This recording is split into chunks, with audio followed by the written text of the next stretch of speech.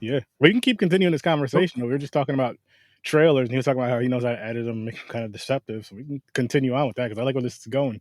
Well, I've edited a lot of quite a few trailers, and that's frankly, I'm a better trailer editor than I am a movie maker. But yeah, you know, a lot of people have said, "Wow, your trailers are really good. You know, they make your movies look really good." And then you go see the movie. You know, they look like bigger budget than they really are. But I try to edit them a bit deceptively. You know, you can cut to a reaction of somebody horrified, and then cut to something that actually wasn't happening in the movie, so that you know the surprise is still there for the people who come to the movie. So, but a lot of the bigger budget studios, man, some of those I sit in the theater. I'm like, I don't even have to see this movie now. You just showed me everything in the movie. It's crazy. Every freaking time, man. Like even when so my wife and I had a goal to see as many horror movies in the theaters this year as we can. And like even when they show horror trailers in the theaters, I'm looking down, I'm on my phone, I'm not paying attention to it because I don't want to see it. I'm just like, oh, and I hate when they show it multiple times. You know, when you go to the movies, the lights are still on, they're just throwing everything on. Then they show the same things about 5 or 6 times, and then they show the trailers again. I'm just like, come on, man. Yeah. And the other thing is like you ever get like a Blu-ray or a DVD of a movie you've never seen, and the menu just rolls through scenes in the movie you're about to. It's like, dude, I haven't seen. I get it if you know if I bought this because I saw the movie already, but I haven't seen it, so I don't want the menu to show me everything that's happening. No, please don't do that. Please. But physical media, I don't know. A lot of people are. I guess not a lot of people are getting that, buying it anymore. Even though I still. I love physical media. Yeah, I love physical media just for the simple fact that I mean, with the streaming, any day it can be taken down. Yeah. Oh, it disappears, and then you're like, "Where's that?" And now it's pay only somewhere, and you're like, "Well, if you just bought the Blu-ray or the DVD a while back, you can watch it anytime you want." I do now. I have like a love-hate relationship with the streaming because it's very, very convenient.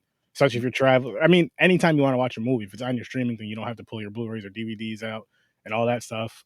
But still, again, like we were just saying, like once it's gone, it's like, oh, I got to go back to the old school ways of pulling the Blu-rays and DVDs out. Yep. It's funny calling that the old school ways, but again, because of streaming, it's. Well, you look like a pretty young guy. How old are you? 37. Oh yeah. Well, I mean, everybody's young to me nowadays. So. Everybody. But I got to see the VHS era and the cassette tape era and all that stuff, and really enjoyed it. And the video stores and all that. I freaking miss those so much. Video stores. Oh my gosh. Fridays, as long as you were good all week for the most part. Fridays, you go get the movie or game, you rent that for the weekend, and get some pizza and snacks, and just have a great weekend.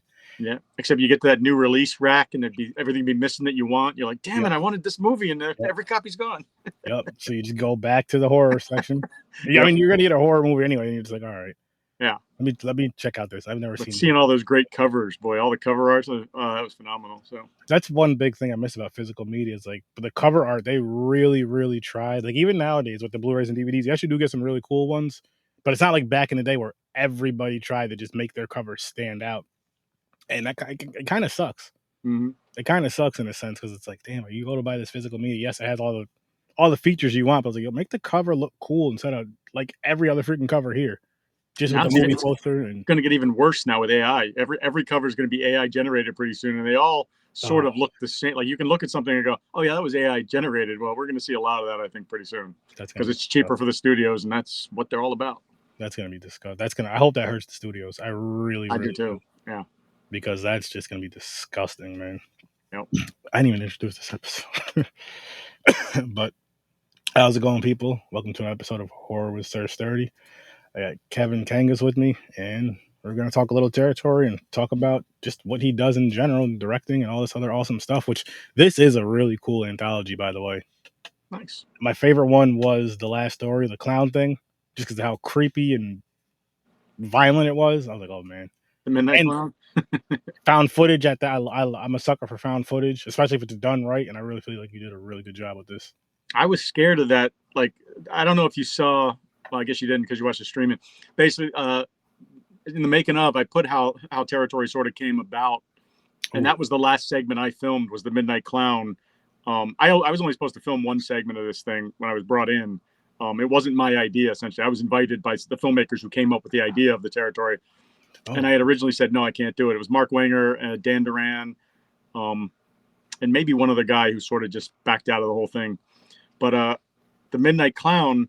At that point, they needed another segment. All the other filmmakers that they thought were going to do something had basically waffled on it. So at that point, I had seen the stories about don't know if you remember the news stories about like people were like driving down the road and there'd be like clowns just like waving at them, or like inside a cemetery like waving at them. And I was like, that shit is creepy. And I was like, well, I am known as the clown guy since, you know, fear of clowns and all. So I was like, I guess this would be, you know, on brand for me. So that's when I came up with the whole Midnight Clown idea. And I was really glad I did, because that, you haven't seen Territory 2 yet. But basically the Midnight Clown was where I sort of came up with the idea of, you'll see in Territory 2 that I start to solidify sort of the legend and how the territory works, and basically how every creature in the territory sort of has to follow a set of rules. Like the Midnight Clown's rule is that he has to let one go. He has to. So there's nothing he can, if he doesn't, bad stuff happens to him. So essentially it's a rule. You know, we don't go into that, but that's where I started fleshing it out. I was like, wait a minute, if every one of these people or these creatures in the territory has something that restrains them, or they can be beaten by these rules, then that gives people who wander into the territory a way to get out of it. You know, so if you know the rules, for instance, and one of the guys actually talks about a story about somebody who knew the rules, went to the Midnight Clown's territory to visit him by herself, knowing that he can't do anything to you if you're by yourself and there's nobody else around. Yeah, she gave him the finger and walked away, and there was nothing he could do about it because he has to let one go. So he had to let her go. So that was the Midnight Clown was actually really a cool thing. But I waffled on whether I was going to do it found footage or not, because I knew found footage would look, you know, it always looks a bit uglier. You know, you have to shoot it with the grainier kind of stuff, and then it's shaky. And I thought this would look really good, like on the actual cameras we shoot on, you know, whether it's the DSLRs or the Reds or whatever. This would look really good if we shot it with a real camera. So, but in the end, I said, I gotta stay faithful to the found footage, and we did that. But which I was glad Territory 2, I brought the Midnight Clown back, and we shot him with the DSLR and everything. And so nice. I actually got, you know, the pretty images in the second one. So I'm definitely gonna check that out. Me and the wife are actually just talking about that. She enjoyed it too. Nice. Yeah, I think it's a lot stronger. I do the entire second movie. Like the first movie, I didn't direct the Prowler segment, which is about the guy killing everybody at the camp when they're shooting a video thing, and then he puts he basically cuts the guy's face off and puts it on. Yep. I didn't do that, and I didn't do the drone collector. Mark did the Prowler. Dan Duran did the drone collector segment. Okay. And then the second movie, I just basically took over and said, I'm going to do all these segments and the whole wraparound. And that's when I started really building the mythology of the thing. And I told them, I was like, why don't I do 2? You guys go off and do 3. And that was what we were going to sort of plan on doing, but they just never got around to 3 at that point. So does this mean you're going to make 3?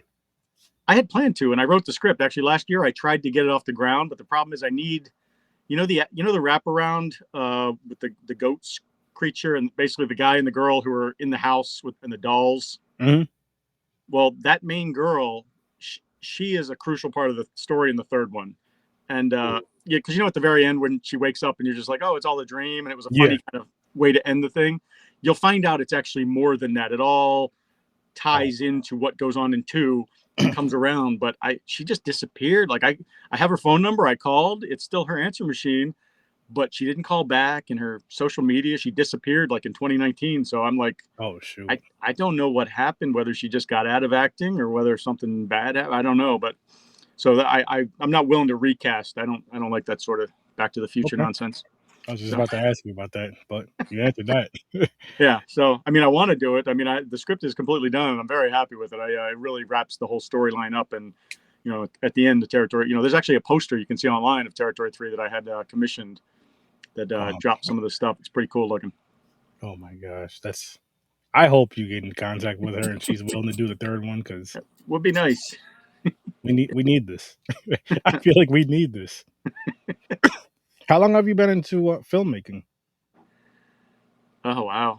Well, you mentioned earlier, my first film did come out on VHS. So that's how old, Hunting Humans came out on VHS. It was released in 2002. We shot it in 99, but we actually shot that on 16 millimeter film. That's awesome. So that was the only movie I ever actually shot on film. But I mean, I went to school. I've been a writer for longer than anything. So I've been writing since I was like 12. But eventually I was like, you know what, the only real way to get any of these things made is to just go do it myself. And that's when I went out and did Hunting Humans. That was in 99. And then after that, we got picked up by a distributor. We made enough money for our budget, which was unheard of for first movies, like my producer's rep kept saying. you're gonna make more money on this. From we got a distributor, MTI Home Entertainment, who was pretty big and got it into the blockbusters and Hollywood Videos and stuff. And then my second movie, that's when I was like, I'm gonna go distributor bait. I'm gonna really go and try to get a big distributor to pick this up. Back then, it was I was like looking at Anchor Bay because they were one of the biggest horror. I don't know if you remember Anchor Bay, but they were one of the biggest distributor back then. And when I got done, I even told my producer's rep, I was like, listen, I want Anchor Bay or I want Lionsgate, or I'm not interested. And they ended up getting me Lionsgate. So that was a massive thing. And like every blockbuster in Hollywood Video around here had 20 to 30 copies of my movie, which was nuts. So how did that feel? Like, that has to be just an amazing feeling. Was there any nervousness with that too, though? Yeah, because I don't like that movie at all. So, I mean, like, I don't want to disparage it because it does have a lot of fans. I run into a lot of people who like it a lot. But when I finished that, I remember when I finished that movie, I had like a 3-hour cut of it. And it was so boring. Like, I got really depressed. And I was even reaching out to friends of mine, giving them copies and saying, can you figure out any way? Because I was so used to rescuing things in the editing room. I thought I could rescue that movie when we got done. And I just couldn't. It was just too slow. Things didn't make sense.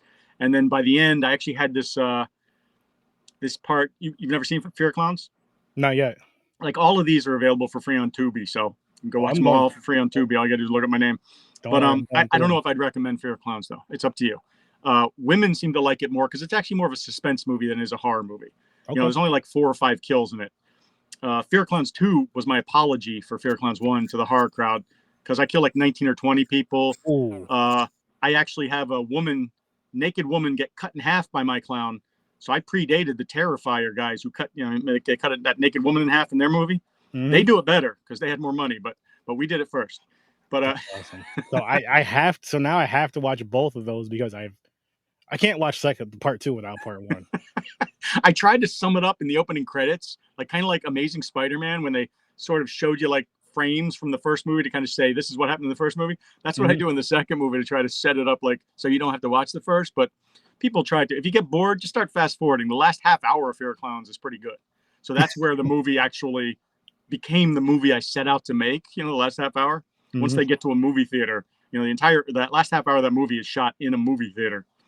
Nice. So that was pretty cool. But the problem is after that, the feeling of seeing all the movies on the shelf. My wife came home. She'd been going around. I'm a night owl, so I sleep till 1 or 2 if I'm allowed because I don't go to bed till like 6 or 7 in the morning. But she came home and she had gone around to some of the local blockbusters and Hollywood Video and taken pictures of the shelves. And she's like, look how many copies they got. And I was like, I mean, it was really, really surreal.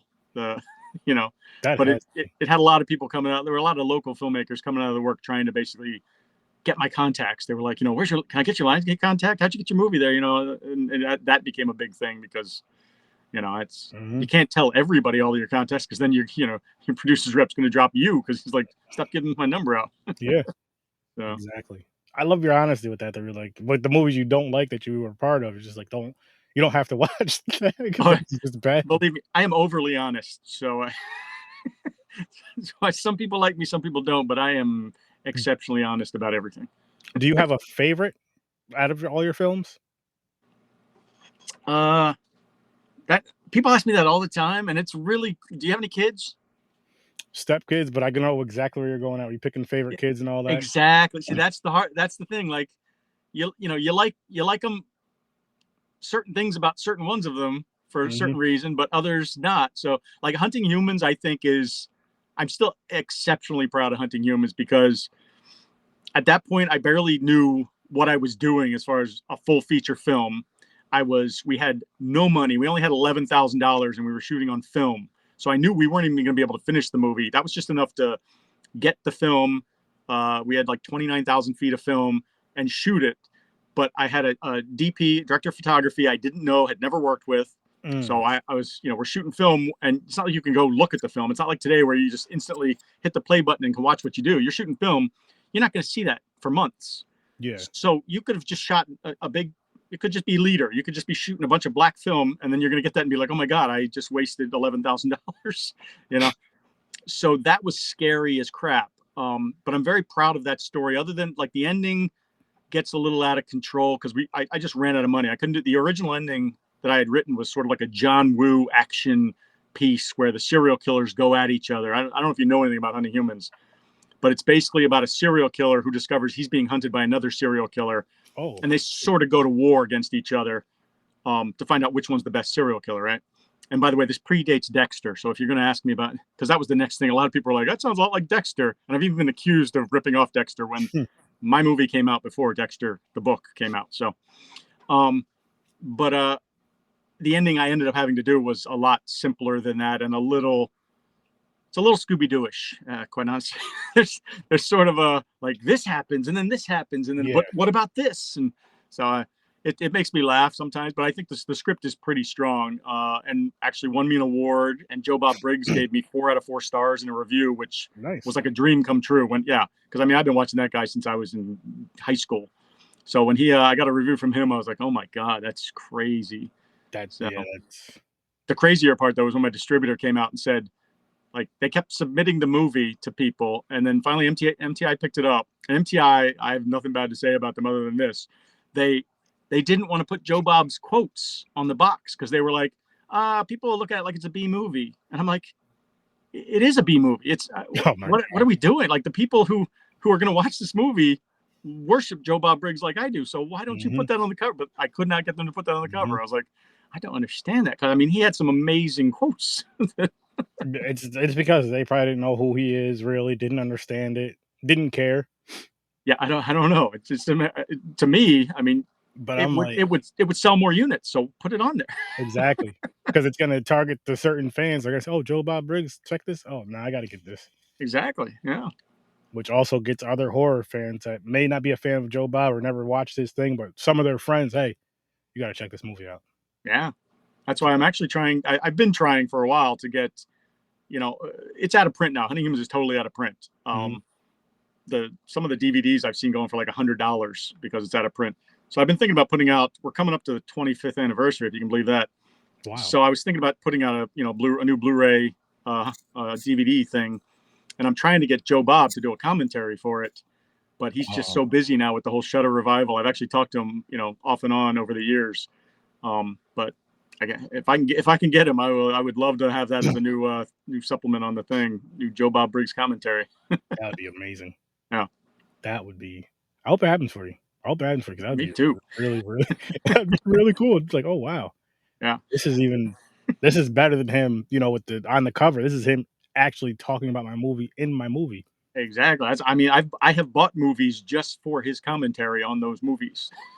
So I get it. I get it when you're a fan of that and you're a fan of. Now, you were saying you started writing when you were about 12. Was it horror or was it just writing in general?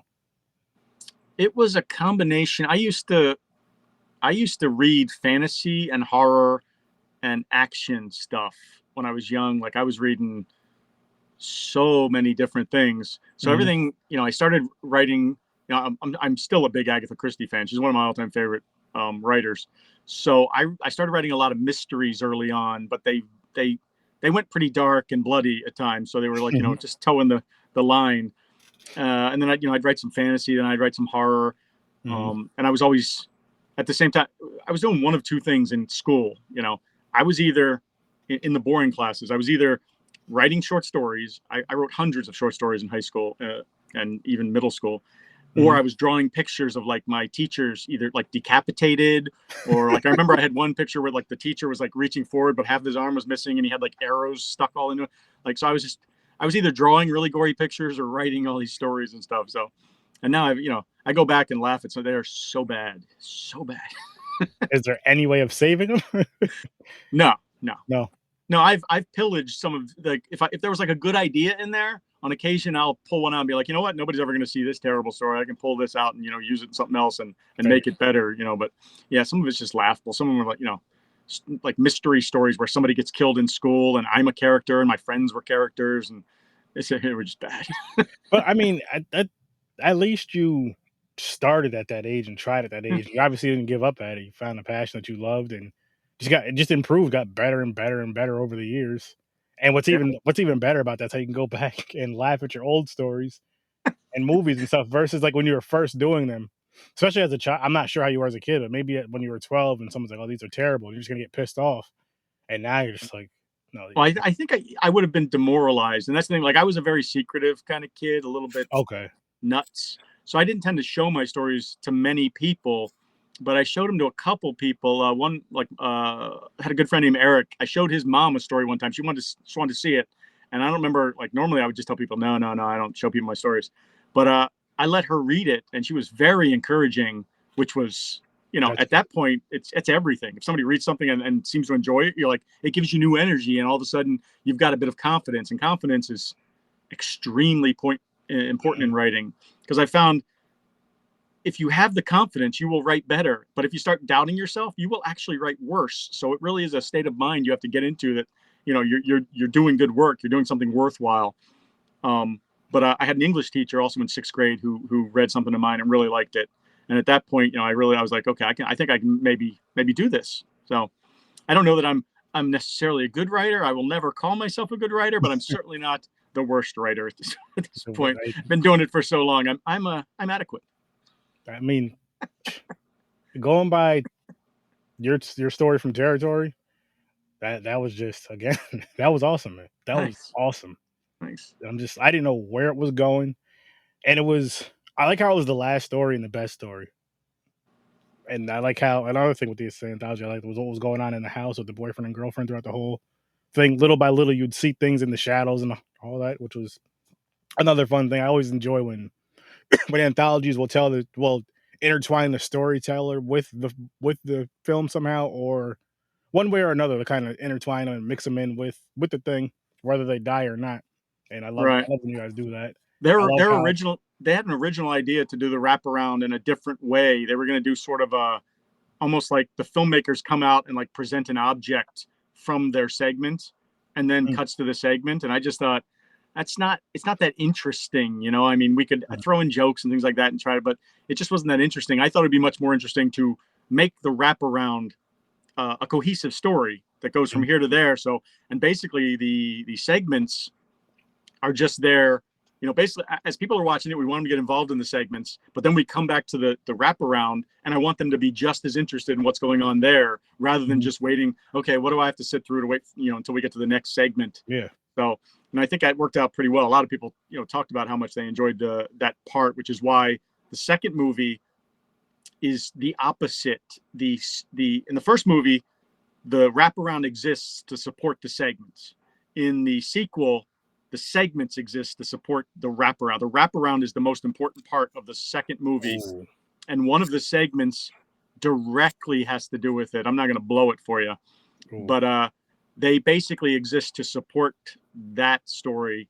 And I honestly, if you ask me what my favorite movie is, Territory 2 is probably my best movie, because it's all of a sudden we had access to a few more things that made the movie look a little higher budget. Like I had a drone, so I've got some and I didn't just use it as a drone, like flying a mile above a house looking down. I used it to do like some crane shots that I used to have to, in the first movie, I took a crane into the woods, and you got to take like hundreds of pounds of counterweights to put on the other side, and you're dragging this a mile into the woods. It's a lot of work. Yeah. So, but with a drone, you just take a little drone, launch it, and then you can use it as a crane. You just raise it very slowly while it's tilting down. And I mean, I got some really good looking shots in the movie that, with the crane. So, but I think on the whole, the Territory 2 is probably my best movie. Territory. I'm down. I'm watching that soon. Like within this weekend, I'm watching that one. I have. Nice. Yeah. Let me know what you think. The first one, like I said, I loved the last story. The other stories weren't bad either, but this one just stood out so freaking much. And the clown, the way he was funny / creepy. Yeah, that's Fred Cowie. He's very good. He played the Midnight Clown. He's a very good actor. And the crazy part is, in the second movie, he had to shave his head. Basically every time he does this, he has to shave his head. So he does it for me. Well, he came out for the part in the wraparound that he had to shoot, shaved his head and all. Well, there was another segment where I was like, I want to get as many of the monsters as I can from the territory in this one segment. And he's like, well, you want me to come out? And I was like, well, you'd have to shave your head again. He's like, it's no problem. I shaved his head again and came out for just like, I mean, he's literally on screen for like maybe 2 minutes in that segment. Wow. But he still came out to do it, man. That dude's a real trooper. I love him. So that's dedication and yeah. someone that probably shares your passion too, like Oh, really for loves what sure. they're doing. And again, that stuff like that is super important. Yeah, he acts in tons of stuff. I don't know if you know who Brad Twigg is, but he I'm acts not in a sure ton what of that is. Brad Twigg stuff. Another guy named Jimmy online. I can't remember his last name, but yeah, I mean, he acts in a ton. Just loves acting. So, See, and that's the type of energy you want. It's like, okay, oh this yeah. guy's gonna be serious. He came in for a 2-minute scene, shaved his head because a lot of people aren't gonna do that. No, a lot of extras won't even show up to for to be in the background. They'll be like they're just dying for a part, and then when it's time to come out, they just don't even show up. Like, Oh my goodness. If there was stuff close to me, horror, you need me to be an extra, I'm hopping in. Why not? where are you based at? What state? I'm in New York State, Albany, New York. Oh, gotcha. Oh, we brought Stormy Maya down for Territory 2. She gets naked in Territory 2. She's a very popular Instagram model, Nice. actress. She's been in some big movies like that Jennifer Lopez hustle movie, Hustlers, I think it was called. She actually Okay. has she's the girl with the dog. I don't know if you saw that movie, but I'm not. she's one of Jennifer Lopez's supporting friends who walks around, but she has a dog the whole movie. It's pretty funny, but Okay. she's very talented and quite good looking. So putting her in the movie naked didn't hurt. Never does, man. Never ever does. Right. Blood, guts, and boobs is what we love in our slasher type horror movies, that gory stuff.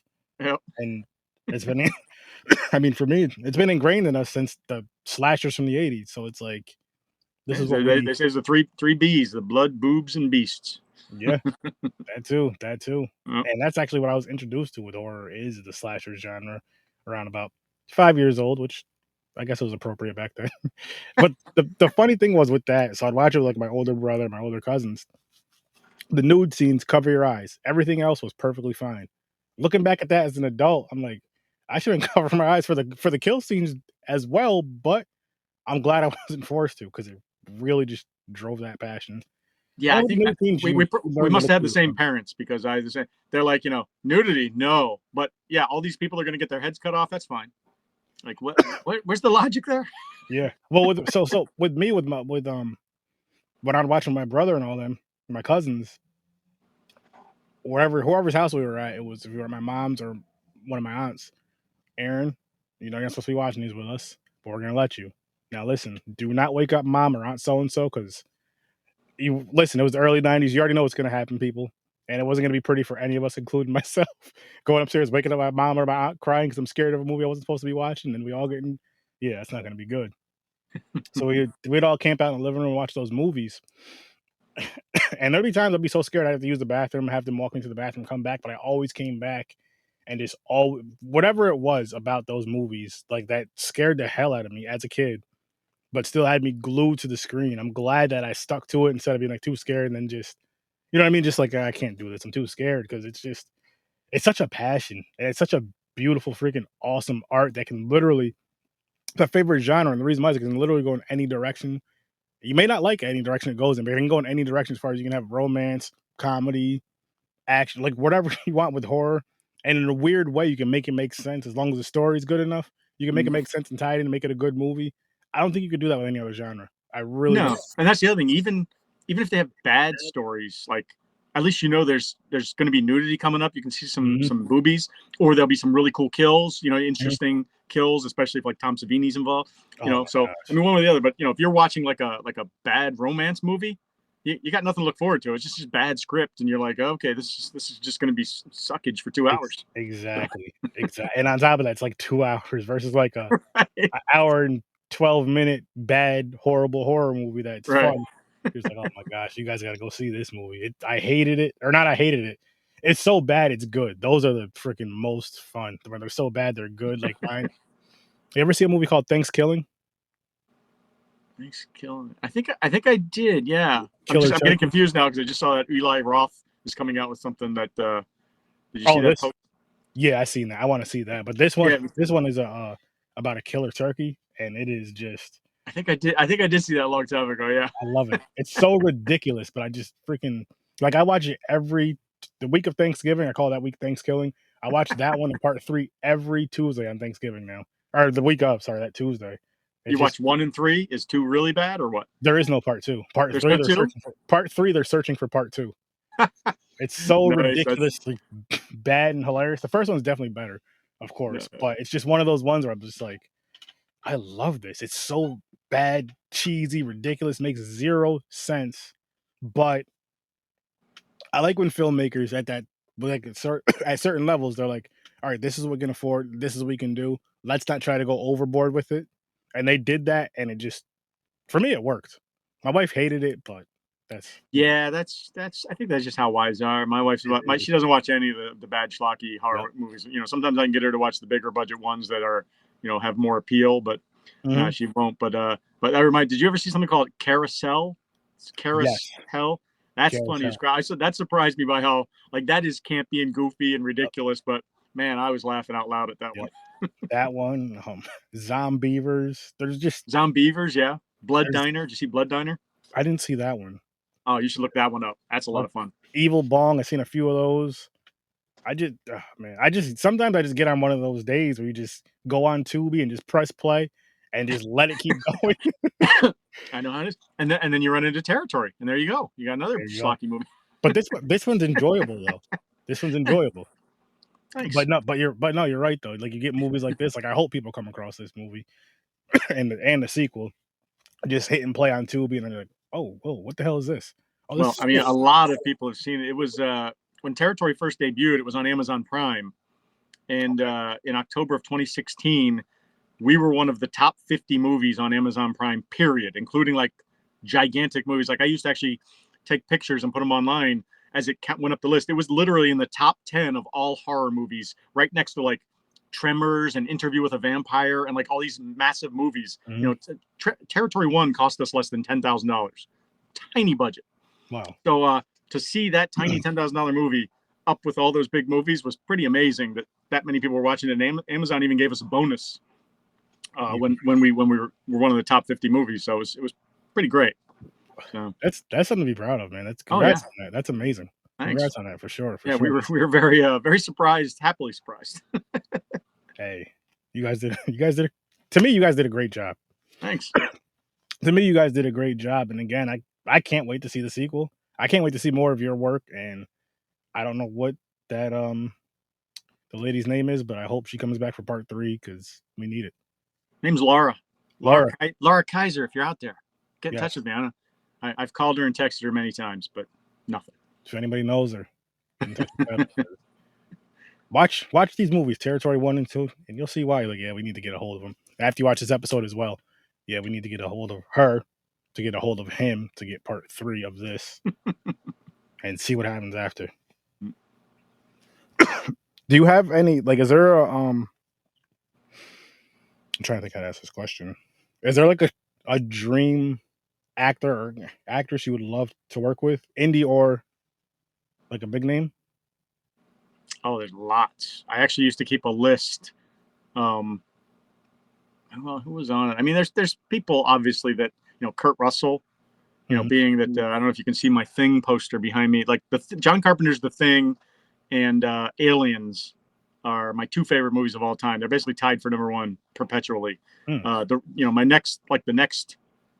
other 8 movies in my top 10 list change, go up and down. You know, things like I love Lost Boys, I love Tremors, but The Thing and Aliens will never move out of that slot, I doubt. But Kurt Russell is definitely one I'd love to work with. Kevin Bacon, I've always, you know, enjoyed. You know, a lot of the people I grew up watching, you know, their movies, a lot of their movies, you know, would have been great to work with Michael J. Fox. You know, now I see him and I'm just like, man, I feel so bad for him. Yeah, that dude was awesome. Yeah, so, yes, he was. But yeah, I mean, there's a whole host, but it's never going to happen because SAG is crazy. You know, trying to actually go with, I don't know if you know anything about shooting SAG, but you can't do it on a low budget like you know, on these tiny budgets that we work with. You know, I mean, I haven't shot a movie that cost more than $50,000. You know, Fear Cons 2 was my most expensive movie, and it was the budget was around, it was close to $50,000. Every other movie has been, you know, typically in the $20,000 to $25,000 range. Okay. But then, you know, the more recent ones, because, you know, distribution dried up so much since all the video stores disappeared, we had to spend less money to try to essentially, you know, have a chance at making money. Yeah. Like the first Territory only cost, like I said, under 10. and then the second Territory was probably around 11,000, I guess. Wow. So those were both very, very cheap movies, but you know, they've done pretty well for us. Do you do like Indiegogos and all that when you have No. films coming out? No. No, I've thought about it. I did one for Garden of Eden when we were basically in post-production. We were out of money at that point, and I still needed some money for some of the final stuff. So I think we raised like $3,000 or $4,000 in the end that helped us do some of the final stuff that we needed. But in general, I don't run them. I just I paid for Territory 1 and 2 myself. Other times I have gotten investors. You know, I had investors for Hunting Humans and Fear of Clowns. Okay. And then Fear of Clowns 2, I just took the money I made from Fear of Clowns 1 and used it to shoot Fear of Clowns 2, which ended up being a mistake. Because by then distribution, by the time I did Fear of Clowns 2, I made it. That's one of the regrets of my life when I look back. When Lionsgate offered to pick up Fear of Clowns 1, they said, we will give you twice as much money as we're giving you for 1 if you will deliver us Fear of Clowns 2 in the next 2 years. So I was like, wow, that's an interesting offer. At that point I had no plans to do a Fear of Clowns 2. So I thought about it, and then I thought, you know what? I think this movie's going to do well for them. So I'm going to just say no. I'll take the first, the first one, and then I'll do the second one, and I'll make it much better than that first movie. And by then they'll know how well part 1 did, and they'll be forced to pay me more money because of that. Well, unfortunately, Lionsgate decided to get out of being a horror mini major, and they started going off toward like Hunger Games and those sorts of movies. So the big massive budget. So they lowballed us on Fear of Clowns 2. And also, that's when Blockbuster and Hollywood Videos were drying up and disappearing. So the whole distribution game was changing. So they didn't make a very serious offer to pick up Fear of Clowns 2, which is why I never ended up going with them on Fear of Clowns 2. What I should have done is like made some really shitty $5,000 Fear of Clowns 2 where she's just trapped in a house. And that's it. And then just take the rest of the money and go make another movie. That's what I should have done. But live and learn, I guess, right? Live and learn. And it did. I mean, the good thing with that though is it didn't make you quit, because again, stuff like that, people quit. People are just like, you know what, this isn't for me. I love it, but it's just more stress than whatever, and they just give up. Right. Not saying all the time, but just here and there. It's a bit of an addiction. It's a problem. It's once you it really is at a time because even now I'm getting pretty old. I'm getting, frankly, too old for the no budget movie game, which is why when Fear of Clowns 3 sort of went away and I was like, well, we're not going to shoot it this year, a big part of me just breathes a sigh of relief, like, okay, I don't have to go out and kill myself to get this done, because it is killing myself when you go out and have to do, because you don't have big crews. We don't, it's very small. Many of those segments on Territory 1 and 2, I had a crew of like 3 people. That's it. 3 people. Wow. And so what that means is half the time I'm carrying heavy objects into the woods, a mile into the woods, because I don't shoot in my backyard like some low budget movies. I go deep in the woods, so to try to get the authentic wood experience. But you go out there, and then I've walked that, and my arms start shaking because of the exertion of doing that. But then I have to pick up the camera because I DP'd all the segments that I shot in Territory 1 and 2. So I have to pick up a camera and maneuver that and adjust focus and stuff, with shaky hands. And it's like, wow, this is rough. So it's getting to a point where I sort of feel like I should give up, but there's always that part of me that goes, you really do want to, you really want to make this. I definitely want to finish that story, even though I finished it in the script. So my mind has that sort of closure. The rest of me still wants that for everybody else. Like I want everybody else to see. I have dropped so many hints in Territory 2 about what's going on that I want the payoff. I want to show the payoff that I set this stuff up and it wasn't all just an accident. So, but whether I'll get to do that, who knows? I freaking hope so. I got my fingers and toes crossed, man, because I really want to freaking see that. I really people, you don't understand. If you haven't seen Territory 1, go watch it. And then watch 2 as soon as you can, and you'll see why I'm like, I need this part 3. Between the way Territory 1 ends, and I don't know Territory 2 yet because I haven't watched it yet, but between the way that one ends alone, is just like, I got to see more. I think if you like 1, you're gonna like 2. So I think everybody admits 2 is far superior to 1. So I'm happy to hear that. It's definitely more cohesive because the first one was a matter of He'd asked me to do a segment. I came back, said I couldn't do it. But then later on, I came back in and said, all right, I'll do one. Because at that point, I'd written Smiling Jack, the segment of Smiling Jack with the pumpkin guy. Mm-hmm. And so I shot that, and nobody else had shot anything else. And that's when I said, you know what? I came up with the idea of the wraparound. So I said, I'll do the wraparound. So I went and did the wraparound, and still nobody had done it. You know, the filmmakers, we'd had meetings with these filmmakers who were going to do their segments and stuff, but nobody had turned anything in at that point. So I was like, all right, I guess I'll do a third segment. So I did another segment, and it just kept going like that. And eventually I ended up doing, you know, the 80% of it, but you know, I think it came out pretty well. I still enjoy watching it. It's one of those movies that because it's so short and everything moves kind of fast, I still don't have a problem watching it. We did 2 commentaries for a DVD that I did a while back.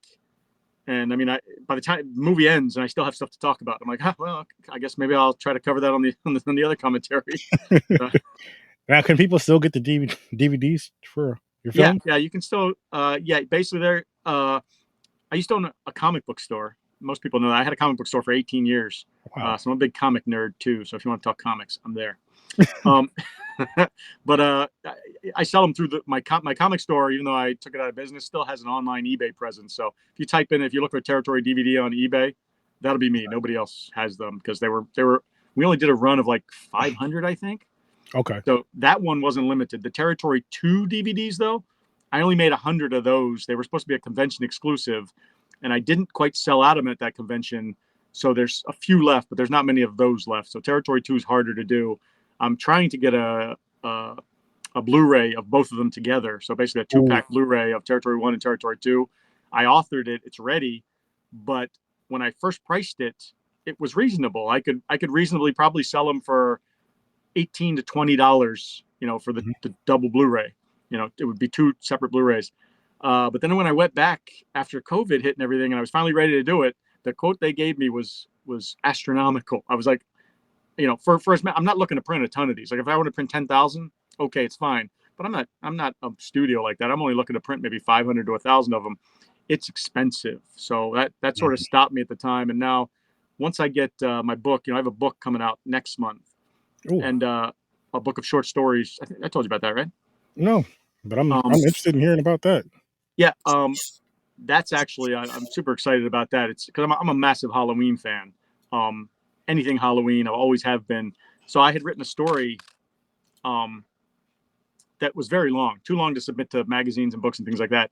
And I was just going to put it in like a book of my short stories and other things I'd written over the years that, you know, were good. These were the later stories, not the early terrible ones. But I thought it really needs to be in a Halloween book. So I ended up getting some other big name authors into this book. So everybody submitted brand new short stories, all Halloween based. And now it has 27 stories. One of them's mine. The other 26 are just very, very talented authors. Halloween stories. I love them. In fact, here, this is, can you see that? Yes. That's the cover. So it comes out Tuesday. So you can pre-order it on Amazon or whatever. And this is the other cover. There's actually a limited edition cover you can only get through May. That's freaking awesome. I definitely gotta. Oh, they're really good, man. I'm biased, but they are. I was extremely, when I first set it up, I was like worried, like, what if I get stories that, you know, are no good? Because some of these authors are big name authors that when you invite them, they're invited. Like, so if they turn in a story and you don't happen to like it, it's too bad. You invited them and you can't say no now. But they were all good. I was so relieved to get great stories from all of them. So. That's amazing. Congrats on that too. That's Thanks. Awesome. You're just doing all kinds of cool ass stuff in the horror realm, and I'm just like, damn. I try to stay busy. Damn, I'm a fan. I really enjoyed the movie. Now I got to get the book. Thanks. And when those Blu-rays come out, I got to get those too. I know I'm speaking it into existence. I'm that type of person. It's gonna happen. It's gonna happen. One way. I think it is. Once I'm free of once I'm north of this book and all the promotion that's going on, especially in the next month and a half is gonna be very busy for me on promotion of this book. But once I'm free of that, my next thing is to go back and look at these Blu-rays and see if I can't make it happen. Because I'll tell you, the making of alone of Territory 2 is worth the price. Territory 2 has some of the most amazing making of footage you'll ever see. It's ridiculous. It's ridiculous, some of the stuff that happened in Territory 2. I cannot freaking wait, man. I cannot wait. And to be honest with you, if I didn't have to get up for work in the morning, I'd be watching that tonight. But it's one of them things you don't want, you know what I mean? You don't want to fall asleep during a movie you've never seen before. Right. It's one thing if you just throw something on just to kind of relax. Like, let me just throw this on. I'm just laying down, relaxing anyway. But when you've never seen it before, it's like, no, I gotta be alert and awake. So I'll probably be watching that tomorrow. To be honest with you, at some point tomorrow. Nice. Yeah. Let me I'm hit me up. Let me excited. know what you thought. Definitely will. Definitely will. And I'm gonna go through your other horror movies too, good and bad. I Like I remember said, if one. you're in fear of clowns and you get bored, just start fast forwarding until you see a movie theater. That's where you go. That's where you That's where start. we go. Again, I just love it. It's so funny that you say that. I love that you say that. But before we wrap this one up, can you just tell the awesome people out there where they can find you? And I do have your links in the description as well as I did pin them to the comments. People go check it out. You can KANGASConFilms.com is my regular website. KKPublish.com is for the book stuff. You can find me on Twitter under Kangus Films, I think. And then where else am I? IG? What's that? Instagram? Yes, I'm on Instagram. I'm also under, I think I'm Kangus Films there too. I don't know. If you search for Kevin Kangus on Google, you'll probably see most of my links. Yeah, like I said, if you go to, there's an easy way to find all my movies on Tubi. I actually have a bit.ly/KKF Tubi. That'll show you. That literally takes you to the search that pops up all my movies on Tubi. You can just add them to your watch list, or you can just search for my name. You'll find it. But yeah, it's not hard to find me. I'm pretty accessible. Probably too accessible. I hear you there, man. I try to be less accessible at times just because. I'd like to be, but I don't. Yeah, you want to sit back sometimes. I had a great time with you on this, though, man. Definitely want to do this again in the near future. Sure, yeah, I appreciate you having me on. And by the way, have you done like 400 and some episodes? Am I crazy or like no, I really have. That is crazy. I really have. I was looking at that going, holy shit! That's a lot. That's a lot of dedication there yourself. 400 and some episodes. I started this. Actually, this coming January 1st will be 6 years that I dropped my very first episode, and basically, I just love talking horror. Like I was telling you, I started when I was a kid at 5 years old. And at first, I was just reviewing with people that I personally knew around, my cousins, my brother, and friends just that would come over and hang out, or I'd go to them, hang out, and kind of record. And then it kind of panned out to recording and reviewing movies with people that I just did, from horror groups to the indie stuff. And I just love it, man. Like, I love talking horror, and it's crazy and it's amazing how, like, if you're looking at horror from the outside, you think it's just violent, crazy, gory, disgusting stuff.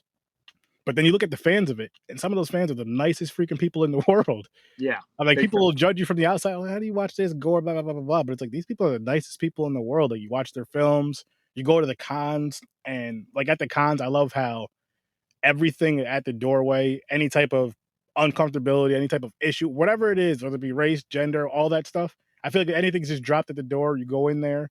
And me personally, I also feel at a horror convention, everybody at a horror convention, I feel like it's a fan. At least, even if they're just like kind of like a mid-level fan or a light fan versus a Comic-Con. I'm not saying that people aren't fans there, but I do feel like that's more so of a, you go there because your kids are fans. Not saying that always, or your significant other's a fan, you're bringing your significant other type of deal. Again, not always, but I feel like with horror, I feel like it's a higher percentage. I may not say 100%, but it's a higher percentage than much higher. They're way less judgmental. They're just not very judgmental people. They're open to, they're willing to embrace everybody. That's the whole, a lot of the Joe Bob Briggs Darcy thing is, it's the mutant family that they've got going. Mm-hmm. They're all. I would trust horror fans much quicker than I would trust, say, your average churchgoer. So yeah, yeah, because either way, they're like, listen, I got your back, man. I don't know what's going on. I'm gonna tell you the truth. I'm gonna tell you how I feel about it, and I'm not gonna judge you. That's the biggest thing, is I'm not gonna judge you. Even if you like this terrible, terrible movie, because this movie over here, that's god awful. I love it. Because odds are, that you probably like a terrible movie also. So I mean, it's not like yes. And another thing too, what I love about cons and like the B movies, and then like even lower than B, I don't know what you'd call those. It's when you bring up one of those movies like Thanksgiving. I made a good friend to this, like we've been friends since that day. And we were at a con up here in Albany, and Robert Englund was here. So I met him, and I was here helping a friend because he had a table. And this guy, I met him because we had VIP tickets, me and the wife. Well, I had a ticket to go help my friend, but I got a VIP ticket for the wife. And so we're, you know, I'm waiting in line with her, talking. And I started talking to him. I was like, "Have you ever seen Thanksgiving?" And just had a conversation from there, talking, exchange information, and all this stuff. Come to find out, me and my brother met him at another con. Well, kind of met him at another con because he had like a gremlin he would have in like a baby carrier that he'd carry on his chest. Hey, can we take a picture with you? This, and we have pictures. Didn't know each other, nothing for like a couple, 2 to 3 years later, and now all of us are good friends. Nice. But I love how that kind of works with horror. It's just, and I love how, I'll say, at least with my horror friend group, we all, yes, we'll talk about the big Hollywood movies, of course, but we're always digging in the crates for something like, yo, have you seen this before? Like I always try to get my guy Matt with that, and and I'm always cussing him out because he's seen every damn thing in the world, I feel. But it's just one of those things, and that's another thing with the horror is you can really, really dig deep in the crates of just some obscure shit, and just like, wow, this is weird and amazing. I love it. Like Society. I don't know if you've ever seen that. Mm-hmm. I Yeah, really Brian enjoyed Gibson. that. Yeah. Weird ass movie. Weird. Shunting. If you don't know what shunting is, just watch Society. That's all I'm gonna say. And Yeah. shout out to Mick Manhattan because he's the one who told me to watch that movie, and all he said was shunting. And that's what I'm saying to you guys. I'm not even gonna tell you what it is. Just watch that freaking movie. It is some weird, funny, crazy, sick, amazing, fun. It's just one of those. Well, Screaming Mad George did the special effects for that movie, and that dude was top notch. He did some amazing, bizarre. He's a weird guy, but he definitely brought his weird imagination to all the stuff he did. So Oh, you have to. Oh my gosh. For a movie like that, you have to go. Like where they went, they had to do that. yeah, There's no way if that guy didn't do those special effects, there's no way that movie would have worked. Like with bad special effects, that movie would have been terrible. You wouldn't even want to watch it. yep. But then with such good special effects, like, this is disgusting. Why the hell am I? Why am I watching this? Why am I liking this? So you can't turn away. You can't turn it off. So Yep. yes, go check that movie out. But first, go check out Kevin's movies because Check out Territory, and you should check out Blood Diner. See if your buddy Matt has seen that, and if not, Blood Diner. I will. Blood Diner. Yeah, see, look that up. See if that's on Tubi. I'm not sure if it is, but a buddy of mine who we have Friday funs sometimes where we get together and he just shows us, you know, whatever movie hits the thing. He showed us Blood Diner one time, and I was like, oh my god, how have I never seen this movie? I'm definitely gonna find it. Yeah, I'm gonna find it. I appreciate that, man. it's a pretty well known '80s kind of schlocky movie, but it is bad. It's fun bad. Blood Diner. The cover kind of looks familiar, but I don't know if I've seen it because there's just, you see, once you see a certain horror covers that are similar to that, you just feel like you've seen them all. So it's like, Right. maybe. Then you got to watch the movie and you're just like, I still don't know. Till something crazy happens, like, oh, no, I've never seen this. Or yeah, I remember this movie. Nice. But again, people, go check out Kevin everywhere. His links are in the description as well as in the comments. You guys have a great night. I greatly appreciate you all. Thank you for stopping by, seeing your nightmares, and peace.